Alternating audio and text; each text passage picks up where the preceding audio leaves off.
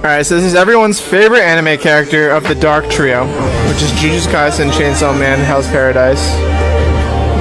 Gojo's gonna stay on top. Everyone loves Gojo so much.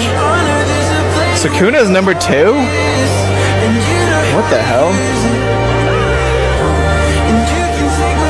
Makima's coming up.